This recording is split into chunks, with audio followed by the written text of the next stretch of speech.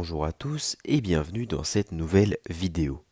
Alors juste avant de commencer, j'aimerais juste m'excuser pour ces 4 dernières semaines sans vidéo, mais j'avais vraiment beaucoup de travail. Alors ceci étant dit, on va pouvoir commencer.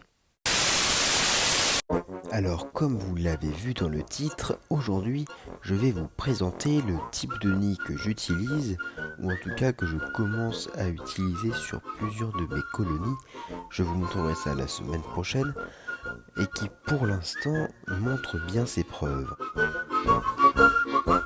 Donc dans cette vidéo, je vais vous montrer comment est-ce que je fabrique ce type de nid pour que vous puissiez le faire chez vous, et puis je vous donnerai les avantages et les inconvénients de ce type de nid. Alors pour commencer, il va vous falloir mettre du sable au fond d'un verre en plastique, et donc vous mettez autant de sable que vous vouliez qu'il y ait de place dans la réserve d'eau. Ensuite, avec votre doigt, vous faites un petit trou dans le sable, au milieu ou sur les côtés, c'est vous qui choisissez, qui servira de mèche d'humidification. Ensuite, il vous faut couler du plâtre, ou en tout cas moi j'utilise du mortier-colle. En tout cas, il vous faut un matériau qui peut absorber l'eau et qui soit suffisamment solide pour ne pas être creusé. Et donc vous le coulez jusqu'à peu près à 1 cm avant le bord du verre, pour laisser un peu de place pour les fourmis. Et une fois que tout ça est bien sec, vous pouvez le démouler si vous y arrivez, ou alors découper le gobelet si vous en avez d'autres.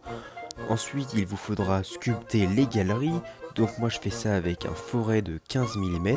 Donc je fais mes petits trous qui me serviront de chambre. Et ensuite, à l'aide d'un forêt plus petit et d'une perceuse, je viens dessiner les liens qui vont rallier toutes les chambres entre elles. Alors ça, vous pouvez le faire aussi très bien avec un tournevis. Ce sera simplement plus long.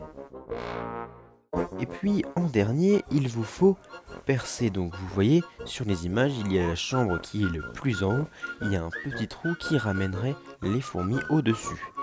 Ensuite vous faites la même chose pour les galeries qui sont en face, et puis vous pouvez percer 2 autres trous ou un seul, c'est vous qui choisissez, pour pouvoir rallier ce nid au futur, soit à une aire de chasse, soit à un autre nid. Je vais maintenant aborder les inconvénients ainsi que les avantages, en commençant par les inconvénients. Alors la majorité se trouve au niveau des tuyaux de raccord. En effet, s'ils sont mal percés, il va y avoir un léger jeu qui va faire que les plus petites des fourmis vont réussir à s'échapper. Mais pas de panique, j'ai trouvé une solution. Alors ce que vous pouvez faire, c'est soit mettre un petit joint autour du tuyau, mais je trouve ça moins joli, soit ce que vous pouvez faire, c'est directement mettre le tuyau avant de couler. De cette manière, quand vous coulerez, eh bien il n'y aura aucun jeu puisque le coulage aura été fait avec le tuyau déjà mis à l'intérieur. Le deuxième inconvénient que j'ai remarqué pour l'instant, c'est le fait qu'il n'y ait pas de couvercle qui peut poser problème pour certains. Mais on peut de nouveau résoudre ce problème soit en mettant de l'huile anti-évasion, soit en disposant un autre gobelet retourné par-dessus le premier gobelet. De cette manière, ça fait un nid fermé.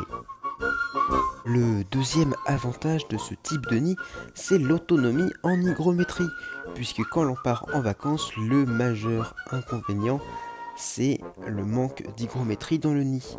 Et donc cette autonomie, eh bien, elle est rapidement gérée grâce à cette mèche d'humidification. Le deuxième avantage que j'ai voulu avoir avec ce nid, eh bien, c'est de pouvoir mettre directement des fondations à l'intérieur.